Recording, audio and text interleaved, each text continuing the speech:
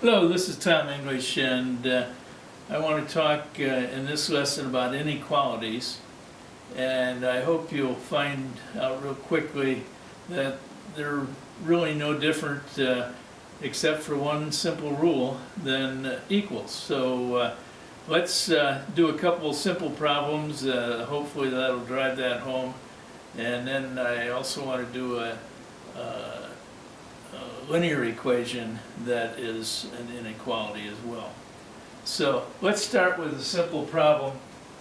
In this case, we're saying that 3x plus 5 is greater than and equal to 17. And you'll notice the symbol there, greater than symbol points to the smaller one and it opens to the larger one. To solve this equation, again, how would we do it if that were an equal sign? First thing we want to do is get the x by itself, everything to the right. So in this case, let's subtract 5 from both sides.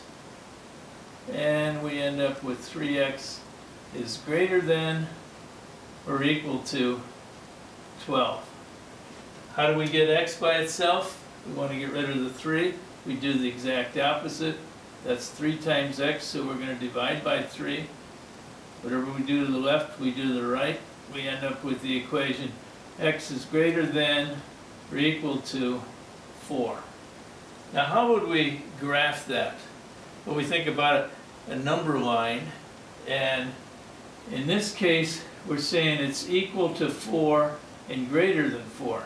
So I'm going to do a number line, and let's start with let's do 0 over here. We know we're not going to go negative, so this is 0 and 1, 2, 3, 4. And what are we saying? We're saying again that it's equal to 4. And so what we do is we put a circle around the hash mark that represents 4. And because it's equal, we fill that circle in. So that it becomes a solid circle. And that says it's equal to 4 and all numbers greater than 4. Well, that's everything to the right, isn't it? So we start from this circle, and then we draw kind of a squiggly line and the arrow pointing to the right. How far to the right will it go? All the way out to infinity. Because we're saying that all values equal to and greater than 4 will solve this equation. Let's do another problem, but you'll notice this time I stuck a negative up there. And that's, so we'll get the difference here. Let's, again, we're going to subtract 5 from both sides. And we're left with a negative 3x is greater than 12. Now you notice again it's not greater than or equal to, it's just greater than. In this case, to solve for x, what do we have to do? We have to divide by a negative 3. And when we divide both sides by a negative 3, we now get x and a negative 4. But remember when we said if it's if we're going to divide by a negative or multiply by a negative, we have to change the direction of the greater than symbol. In other words, that's the only difference between solving equations that are equal or equations that are greater than or less than. Again, if we multiply or divide by a negative, then we have to change the direction. And so instead of being greater than, that becomes less than. So now we would read that answer as x is less than negative 4. Again, how would we graph that? We're still looking at a number line. And since it's all going to be to the left, let's start with 0 over here. And we're going to negative 1, negative 2, negative 3, negative 4. Now, again, we put a circle around that negative 4. But again, this was not an equal to. This is just less than. So therefore, we're going to leave that circle open. But we're still going to say, okay, we want all numbers to the left of that, or all numbers less than negative 4. So we're just going to draw a squiggly line in that direction and put an arrow on it, which indicates again the number is not equal to a -4, but it's all numbers less than a -4. I hope you can see the difference there. And if it's no equal sign, then that circle is blank or open. And if it is an equal, then that circle is filled in. Okay, now let's do a linear equation with both x and y in it that is also an inequality. And you'll see that no different than how we solved those equations in the past. We want to solve this for y. One of the things I remember about the inequality, or the linear equations, and I hope you remember as well, is the easiest thing to do for graphing is to solve that equation so that it's in the y is equal to mx plus b format. What's that called again? That's the slope-intercept form. We know that b is the slope, and b is the intercept, and m is the slope. Let's solve this. The first thing I want to do is subtract 2 from both sides. And we now have -3y is greater than 6x minus 6. What do we do to get y by itself? Well, we're going to divide by a -3. Okay, now if we divide both sides by a -3, what do we say happens to that greater than symbol? That's what causes it to reverse. So this becomes then y, but because we're dividing by a negative, instead of greater than, it becomes y is less than. -3 goes into 6x, -2x, -3 goes into -6, plus 2. Okay, do we have it in the slope-intercept format? We do. What's the easiest thing from a graphing standpoint? Let's start with the y-intercept of a plus 2. So we come over to our graph, to our x and y axis. We say it crosses the y-intercept at 2.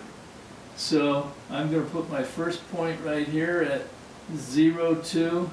And again, please get in the habit of always labeling your points as soon as you put them up there. Now the question is, where's our next point? Again, we said the slope is equal to the change in y over the change in x. Okay? We said in this case the slope is a -2. Well, we could think of that as -2 divided by 1. Or we could think of that as what? A +2 divided by a -1. Either one of those will satisfy for finding the next point. Let's do the first one.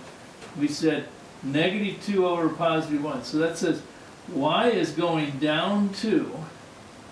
1, 2 goes down to the x-axis and to the right 1. So our second point here would be what? X is 1, y is 0. So we label that as 1, 0. Now if you'd have chosen to use a positive y and a negative x, that's fine. What would we do here? We'd go up 2, so we'd go from 2 to 3, 4, but back 1. So back here, and what would this point be? Well, it's -1, 4. So we label that right away. Now if we had a, here's our straight edge. Put our straight edge, and if we've done this properly, those 3 points should be in a nice line.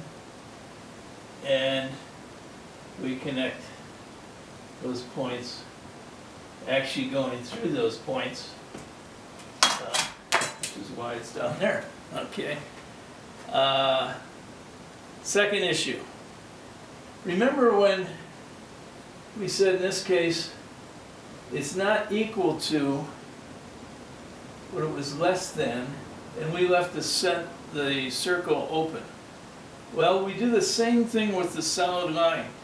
If it happens to be equal, then this line is a solid. That says equal to and less than. In this case, we're saying that y is only less than, so it's not equal to. then in that case, this needs to be a dotted line. So any way you can do to make that a dotted line, just dashes. And again, what is the purpose? It says it's not equal to. In this case, it's just less than. Now the question is, how do you show less than? Well, what do you think if this is the y value, it's all values less than. So when you think of y being vertical, less than would be downward, isn't it? So what you should think of is, if it's less than, it's going to be under the line, or in this case, we would shade everything back here. And all we have to do is kind of like this to indicate that that's graphing, that's showing all the values for y that is less than negative 2x plus 2. If it happened to be greater than, if that was a greater than symbol, it would be on the top side of that line. Also, I hope you recognize, and this is something you always want to check, remember, whenever you're doing the slope, you say, well, wait a minute, the line is going from the fourth quadrant up into the second quadrant. That's a negative slope. Do I have a negative slope? Yes, I do. Remember, that's where more mistakes are made in the slope and the sign of the slope than anything else. And it's usually because they get that confused and they get the x's and y's going in the wrong direction. So always do that final check. Okay, I hope you see that inequalities are not any different other than the one rule. If it's a negative, you're multiplying or dividing by a negative, you change the direction of the greater than or less than sign. Thank you.